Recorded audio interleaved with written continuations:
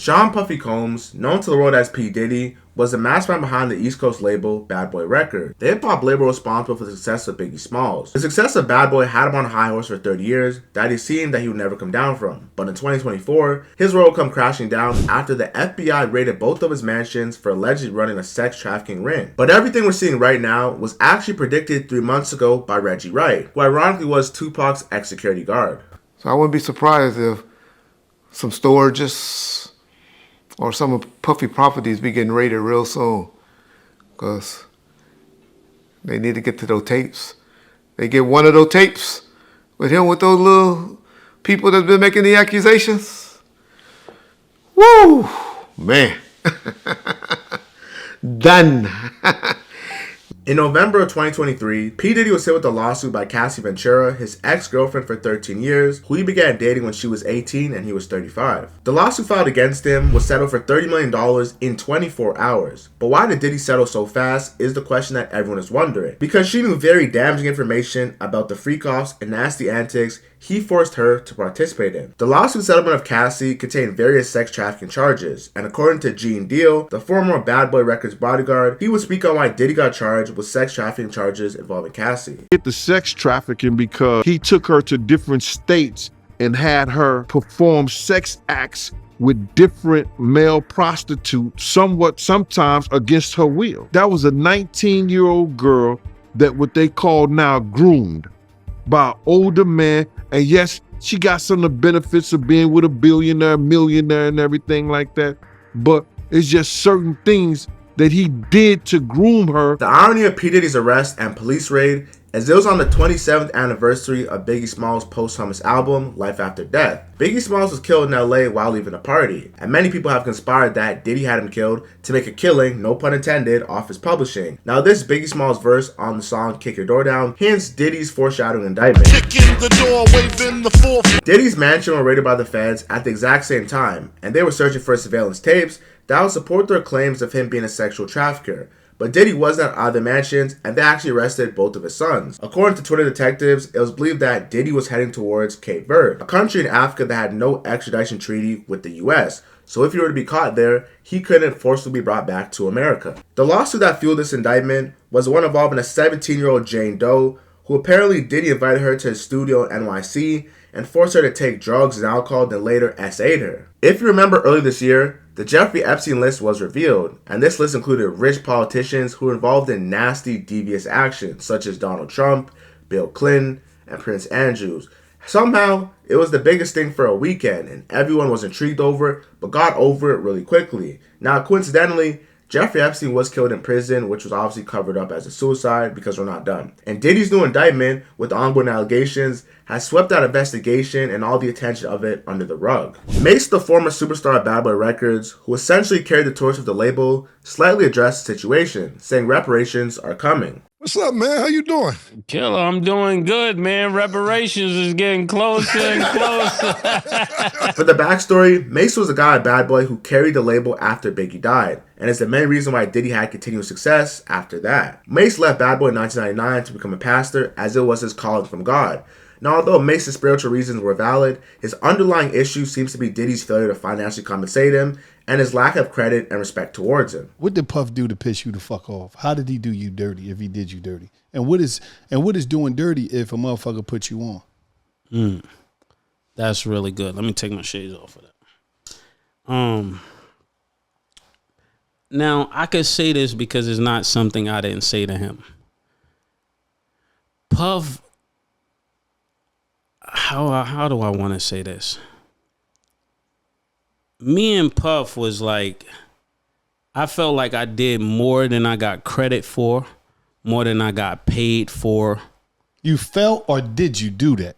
Because you said felt, like okay, feeling. let's clear that up then. You saying you feeling that? No, we're going to keep it with, because I'm trying to be nice. I never got paid what I was worth, and I never got the respect I was worth. So the disdain that I got for Puff is more like, you trying to keep me here, nigga. I'm not here. All my peers is up here. All my peers are bosses.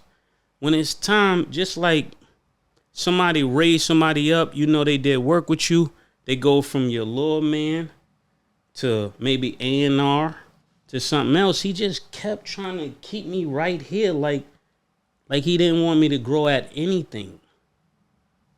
And to anybody, is that gonna bother you? Yeah. Especially Absolutely. if I'm producing the work. Yeah. Puff would go out and party, and I would be in the studio writing the records, and then I just come back and say, he'll say this is his part or that is his part, but I was the person there creating it all. Right. And then, I mean, from the lyrical standpoint, Yeah. where somebody did a beats, and even More Money, More Problems, I came up with that. I came up with the beat too. And I said, Stevie, we need to do this beat and do it like this. So just imagine all of these moments that are taken from you, the records, the beats, you ain't getting the money, you ain't getting the publishing, you ain't getting the respect. And I don't think you're like that. No. So that became really frustrating for me because I'm You say looking. you don't think you like that? What that mean? I don't think you would like that. Like, if a motherfucker did you like that, what the Yeah, fucking like- story is you listening to, nigga? and I don't think you like that to be pulling what you pulling. Yeah, you from the ghetto. You like, I'm Yeah, from, like you know what would come with doing that, but everybody is letting you get away with it. Everybody. So me quitting after one album, it didn't take long for me to figure it out. Like, I'm not gonna be here with this. I don't care who's here because you're not paying me and you're not respecting me, and that's the real problem. did all right. And that's just the beginning. All right, then go ahead. there's people that try to do bodily harm with me. They will be in the house with Puff. So I'm like, it's a funny game y'all playing behind the scenes. So when people see me, they just see me turned up. They just see me agitated. They just see me aggressive, but they don't know why. Mace has every right to be upset with Puff, but Kanye West would be another person who takes it to the extreme, speaking out on P Diddy, because he was the person who tried to silence him when he was lashing out against the Jewish Zionists for controlling him and profiting off black culture. He called him and Meek Mill a Fed because they got manipulated and were bunny hopping with Michael Rubin and all these rich white billionaires. Because when I was on TV, on Instagram saying, I don't know where my child is, and the Kardashians kidnapped my daughter in public, and I didn't have the address of my child, none of these niggas that want to say something Travis now. gave you the address, though? Travis gave me the address. Right. But as far as Meek Mills, Puff Daddy, whoever, none of these niggas, all you fake hard niggas, fuck you. Wait, hold on. Okay. All you fake hard niggas, fuck you. Right. You know what I'm saying? I don't give a fuck who, because you can't shoot nobody anyway. And the reason why you got to talk is because you did a deal, you fucking fed.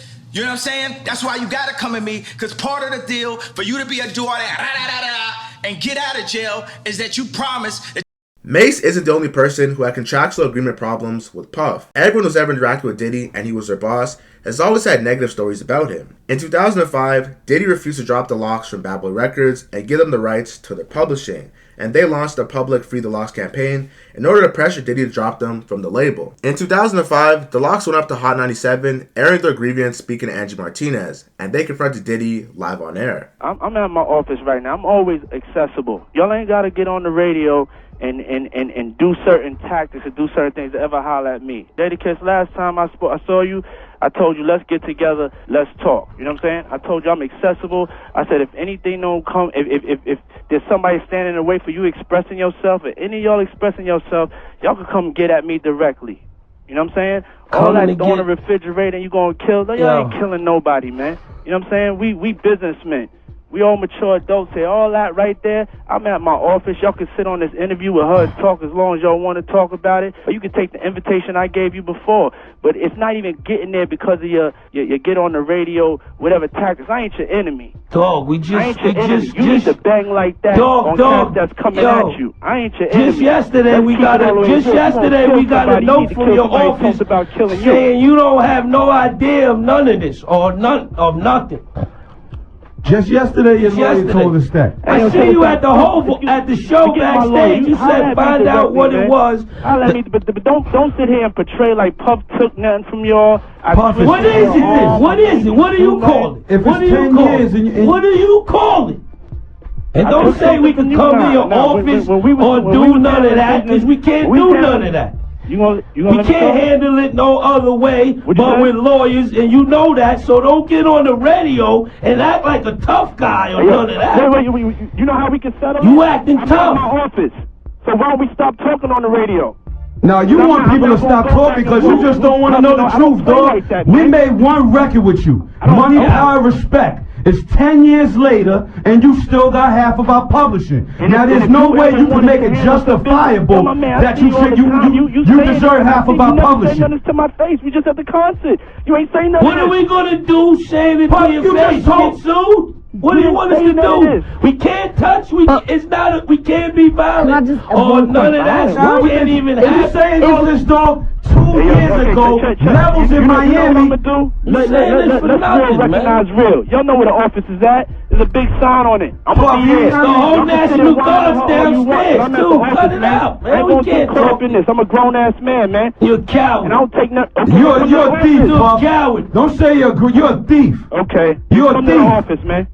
Come to the office so we can straighten it out there. Yo, how we just 3 guys you don't even mess with. You had your Ace Boom publishing. You call me whatever You want. won't let his publishing I'm at the go. office. You won't let your man's publishing We're gonna go. argue in front of New York. That's the way you want. Do you own your man's publishing, Nobody dog? did nothing to y'all, man. Do you own your man's whoever publishing? New York could believe it or whatever. I don't Do really you care, own your man, 'cause man's I know publishing? that I can sleep good at night because I ain't never You did nothing to can't- y'all. And if y'all ever want Dog, you had a whole bunch of artists that never like I'm here. Puffy. That's it. Dog, you had a bunch of artists whose careers never went Hey, yo, right with dog. you, dog. Hey, yo, Be for real, dog. I'm Look not at the gonna list. insult you, but look at your list. career go after You know, left we don't want to be violent. You the artist that did best for yourself. Look at your list, dog. Look at all the artists you dealt with. Look at the situation they dealt with. 112 not happy with you gone. Faith not happy with you gone. We not happy with you gone. Faith not happy with you Wow. gone. All right, Big he hung Daddy. up. He's gone. He's finished. Shine jail. He says that, but what do you mean you ain't a thief or robbing? Dog, it's 10 years. We made one album with you. You got half of our publishing. Don't try to make it. Don't try to get on this phone with you a tough guy, because all you do is direct us to the lawyers. In October of 2023, Diddy gave back the ownership and publishing to his bad boy artists such as Faith Evans, Mace, The Lox, The 112, and the estate of Biggie Smalls, which made him the most money. Many people view this as a publicity stunt, and it's almost 30 years, and according to the Copyright Act, artists and songwriters are allowed to renegotiate their publishing and licensing deal and potentially reclaiming the rights of their songs. Now, outside of Biggie Smalls, most of these artists probably made Diddy absolutely no money, as it's been over 30 years. Fast forwarding to the raids of Diddy's residence a couple days ago, Diddy's drug mule was arrested outside Miami Airport, and Diddy's private jet was found in the Caribbean. The unpopular narrative I've seen is Diddy moved the security tapes on that jet because he knew the police raid was happening. But why? The running joke for the last decade has been Diddy is gay and he holds freak-off parties at his house.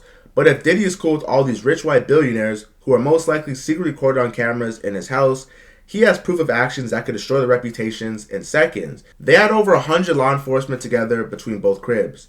You don't need that much security if you weren't hiding something or trying to protect a higher up group. Everything that was said in that Cat Williams interview that broke the net is coming true, as he almost predicted Diddy's downfall in 2024. 50 Cent is someone who's went at P Diddy relentlessly throughout this last year, clowning him anytime he gets. And he's actually posted a screenshot of the lawsuit involving Lil Rod, the person who filed a lawsuit against him and Meek Mill, who said that he was forced to be involved in sexual acts with him, Stevie J, and Meek Mill.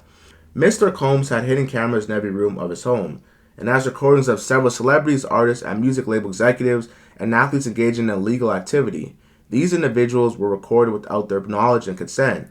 Mr. Combs possesses compromising footage of every person who has attended his freak-off parties and his house parties. This information alone just proves that the police raid was more about protecting the reputation of the higher-ups rather than targeting or incriminating Diddy. For backstory, P. Diddy dated 50 Cent's baby mom, Daphne Joy, for a little time after they broke up. So although I'm not sure how exactly this beef between 50 and Diddy started, 50 Cent definitely has some resentment towards him because of that. The lawsuit would reveal that Young Miami, Diddy's current girl, and Daphne Joy, Diddy's ex-girl, were allegedly Mr. Combs' sex workers, and that Young Miami would be responsible for the transport of pink cocaine. Many people have been absent during this Diddy fiasco, with the biggest person being Jay-Z, and many people speculate that he's in hiding. Join my Discord down below for new videos. So Diddy's team would release a statement addressing the whole incident. Yesterday, There was a gross oversue of military-level force as search warrants were executed at Mr. Combs' residence. There is no excuse for the excessive show of force and hostility exhibited by authorities or by the way his children and employees were treated. Mr. Combs was never detained but spoke to and cooperated with authorities. Despite media speculations, neither Mr. Combs nor any of his family members have been arrested, nor has their ability to travel been restricted in any way. This unprecedented ambush, paired with an advanced, coordinated media presence, leads to a premature rush to judgment of Mr. Combs and is nothing more than a witch hunt based on the meritless accusations made in civil lawsuits. There has been no finding of criminal or civil liability. With any of these allegations, Mr. Combs is innocent and will continue to fight every single day to clear his name.